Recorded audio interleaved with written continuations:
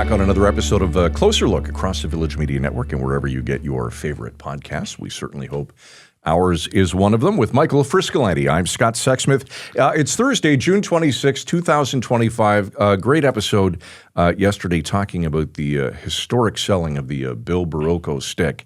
I have to confess, though, since the episode, I've been walking around singing 50 Mission Cap all over the place. And trust me, I have no business singing anywhere other than the shower. And even that's questionable. That's 100% true. But I agree with you. I've actually played it on my Spotify last night. It's just a great song. It's a great song. Funny, how that works. It's a great song, great conversation. I love those kind of conversations that are sort of off the main news and just talking about something really interesting. Bill Barocco, the pride of Timmins. Timmins, Ontario. Timmins, Ontario. Yes. There's a billboard there. Yep. They have Bill Barocco. They celebrate Bill Barocco Day. Yeah. I think that's what it's called, Bill Barocco Day. It's a mouthful. It made 74 years ago he died, and it's still in the news. One gentleman who is still playing hockey at a very high level and very well, based on a couple of weeks ago not quite 2 weeks, winning the Stanley Cup for the second time in a row, will be here tomorrow night from the Florida Panthers, number 12, Jonah Gadjevich. We can confirm that. We're allowed to tell people who's actually coming on. That's great. If I'm right, he's one of the players in that viral video of Paul Maurice screaming on the bench that you guys are going to go on the ice for the end. Am I right? Yeah. That's that was a wild the best moment. part. That's like from the movies, right? You know, you guys are getting you're going to be on the ice, and they were the fourth line guys. Is that right? Yeah. Yeah, it's a great story. It's a great story. Paul Maurice, by the way, we're still trying to get on the show from last year. Still has not come on, even though he's from Sault Ste. Marie. We're in Sault Ste. Marie. But we'll leave that. We'll talk more about that tomorrow. We'll get Jonah to hook us up. That's great. Stanley Cup champ, our second one. We had another one on the show. Michael Amadio, a couple of years ago. Another Sioux boy. Yeah, a couple of years ago. I think it should be tradition. We should have a Stanley Cup champ on every year. Let's do it. They'll want to put that on their calendar, I'm sure. The question is, though, will they be a Toronto Maple Leaf? Isn't that always the question? It's always the question, yeah. It certainly is. Yeah. You know who won't be is Mitch Marner, but that's a story for another day. Has he picked where he's going yet? He has not, but everything that I've heard and read come July 1, he's gone. But no, you don't know. Where's the rumor of which team's going to? No? Nope. Okay.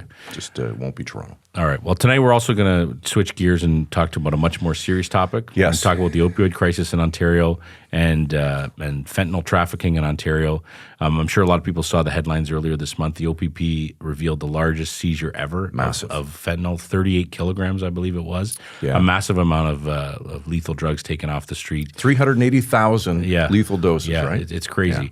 And it's wild how they keep breaking records. And you kind of hear these kind of headlines regularly, like, local police forces, their largest fentanyl bust ever. So we're going to get a little bit of an inside view of this investigation, how it went down, what it means for cracking down on criminal organizations in Ontario. We're going to be joined by Thomas Carrique, who's the OPP Commissioner, as well as the gentleman who leads that team, Andy Bradford. He's the Acting Detective Superintendent of the OPP's Organized Crime Enforcement Bureau. So they're going to take a few minutes to explain how this went down. I think it's going to be a great window into how these kind of investigations work. We very much appreciate our two guests taking the time out of their busy schedules to speak to us tonight.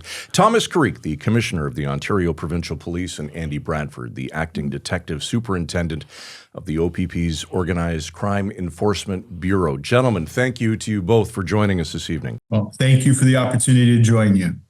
Yes, thank you. Let's start with a major announcement that made plenty of headlines earlier this month. The large fentanyl seizure, largest actually fentanyl seizure in OPP history, 38 kilograms, which equates to approximately 380,000 street doses of the lethal drug. It's a staggering amount. What can you tell us about Project Golden, the 11-month investigation that led to this massive bust? Well, thanks very much for the question. I'll start and then pass it off to Detective Superintendent Bradford. This was a long-term investigation for us that spanned a large part of the province, and it really shows the value of the Provincial Police Service being able to work in collaboration with its partners across the province with very focused intentions on ensuring that we are protecting communities from the most harmful substances. And you're right, it's astonishing to think that there was enough fentanyl to take 380,000 lives. And Andy, please jump in and talk a little more detail about the great work that you and your team did.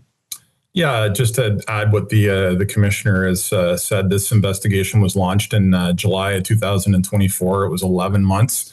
It initially started focused in southwestern Ontario on street level drug trafficking. By November, the investigators had identified a sophisticated drug trafficking network.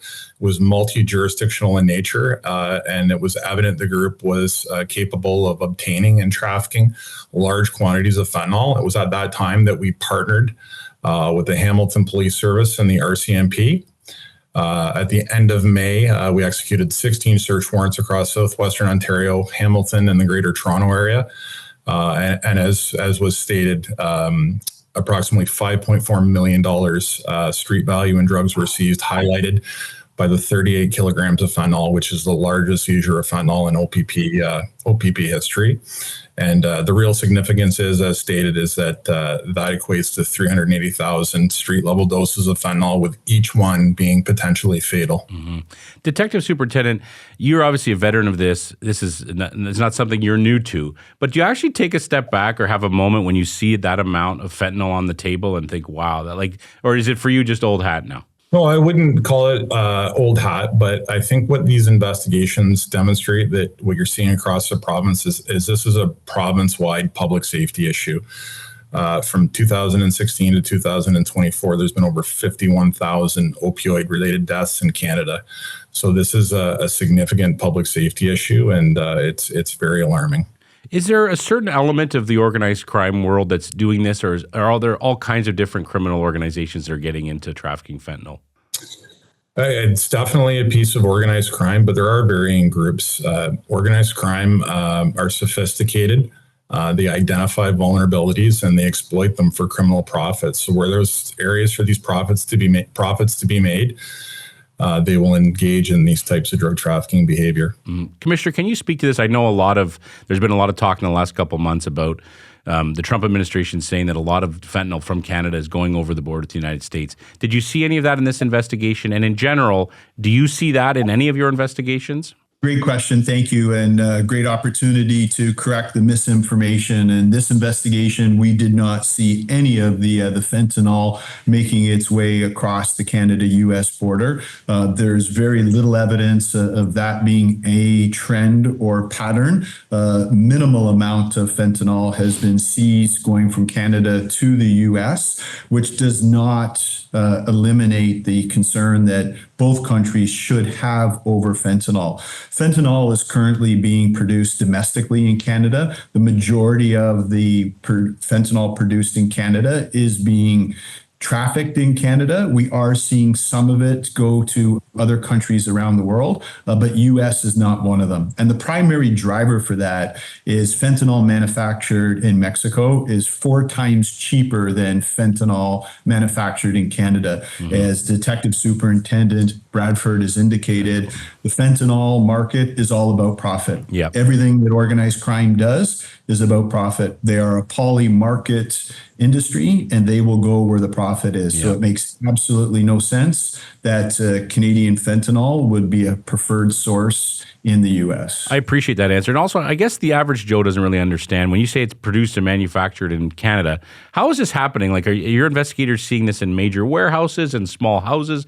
How is this being produced? I'm sure there's a wide array, but how mostly is it being produced here? There is a wide array of production methods. It is not difficult to produce. It can be made in very small batches in a bathroom in a house, in a kitchen in a house, up to super labs like we've seen in BC. We have not identified any major production facilities in recent investigations here in Ontario, but a number of the investigations that we've recently reported out on and others that we are currently involved in, that's something that we're always seeking to identify where is the fentanyl being produced, and that is something that we have to remain very focused on.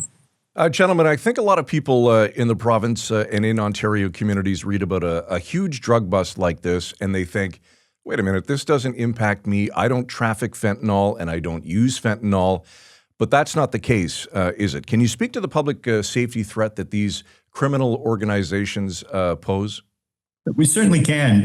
We have seen cases where there's been home invasions over drug wars or debts, and these criminal organizations just happen to bust through the wrong front door and harm and or fatally injure innocent people that have nothing to do with these drug wars and the illicit drug market.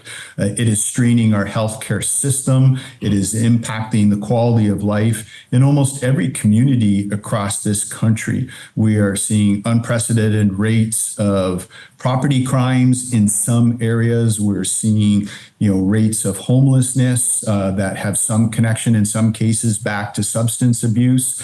The availability of these drugs in our communities is affecting every walk of life, every standard of living. There's probably not somebody that you can't speak to that doesn't have a family or friend who knows somebody that has been impacted by a drug overdose. So we are all being affected by this. The quality of life in our country is in jeopardy based on the dramatic and devastating impacts of these drugs.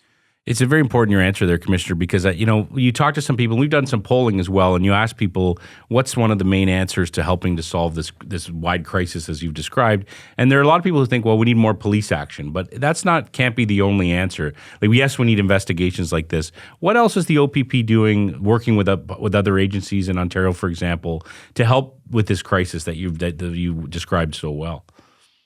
You're absolutely right. It's not something that the police can solve on their own. We, on behalf of a number of police services across this country who partner through CIROC, we developed the opiate strategy that is relied upon nationally, and that strategy entails education. It entails partnering with healthcare providers where we can. It entails enforcement and public awareness. And we continue to be dedicated to those very important partnerships. But we also have to remember that law enforcement is an important piece of this.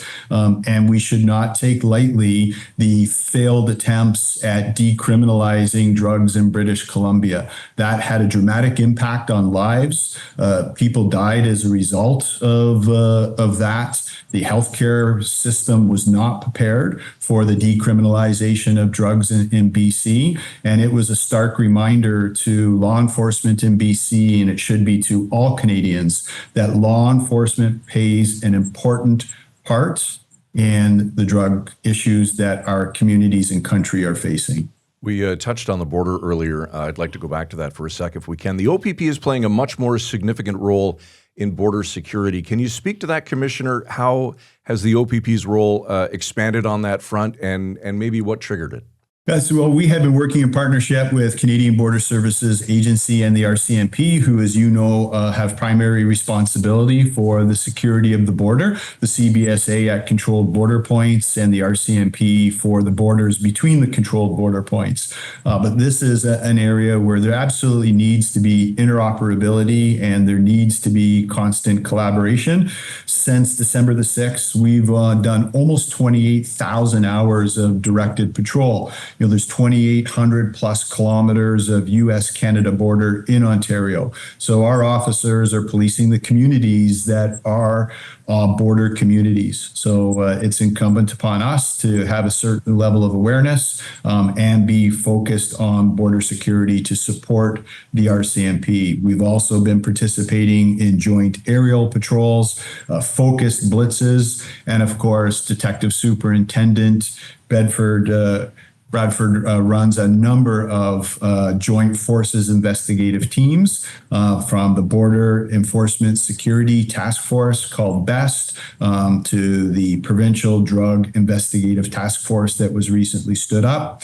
A lot of the increased focus did come out of the attention being put on border security from the U.S. And it was long overdue, and something that as governments work towards a new fair trade deal, once that is accomplished, and I hope that it is, that we do not lose our desire for more secure borders, that we do not lose our interest in ensuring that we are mitigating the effects of fentanyl and that law enforcement continues to be a priority. U.S. and Canadian citizens deserve nothing less from their law enforcement agencies. Mm-hmm. Thank you. Detective Superintendent, this is like the Commissioner said, this falls under your purview as well. Is there anything you wanted to add to that? No, just that those in Organized Crime Enforcement Bureau, we have those two units, those two partnerships, the best team, and really the value is the partnerships both domestically and internationally, which allow us to form a multi-agency cross-border enforcement team.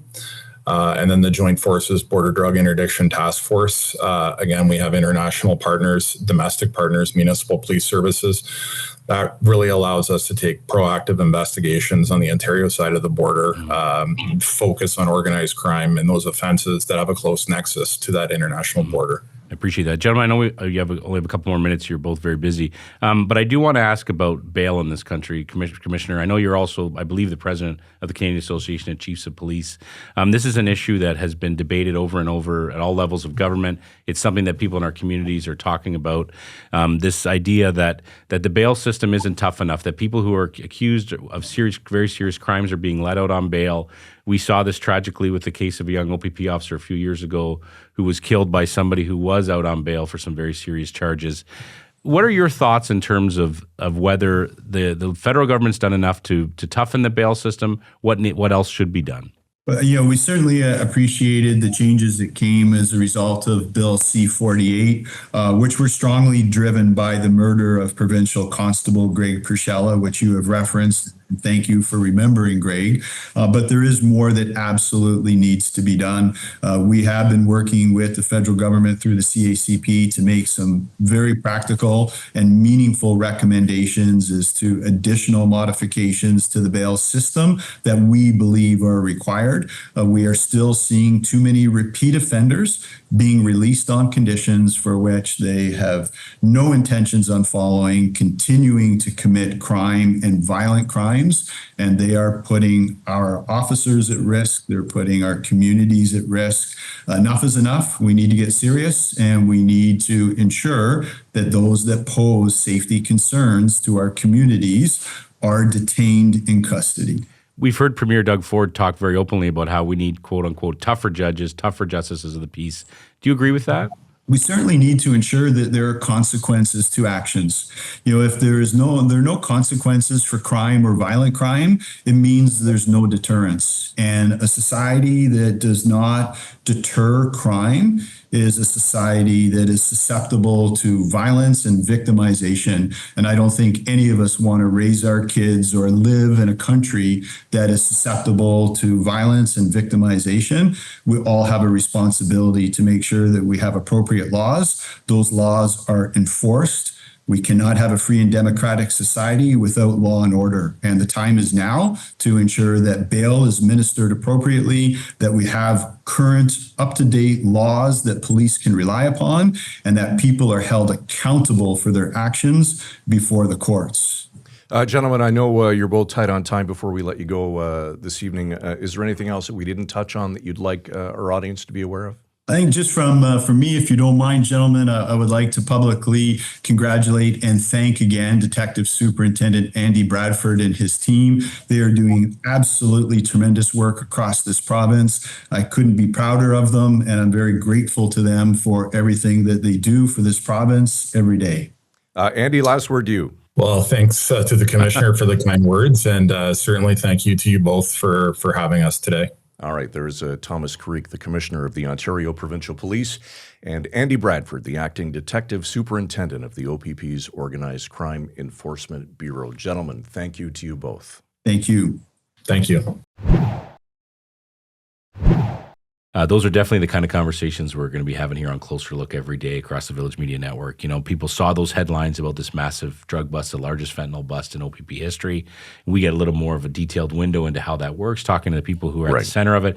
And you can imagine, what always fascinates me is what's going on behind the scenes during those 11 months, right? So those two gentlemen on the call will be getting briefed and get regularly knowing what's happening in this ongoing multi-jurisdictional investigation. So super fascinating. And I did appreciate, too, hearing the Commissioner's comments on the issue over bail reform in this country. Yeah, there's a lot of differing opinions on the bail system here. There is that idea that there are people who don't think it's strong enough, that there are too many people facing serious violent crimes that are let out on bail.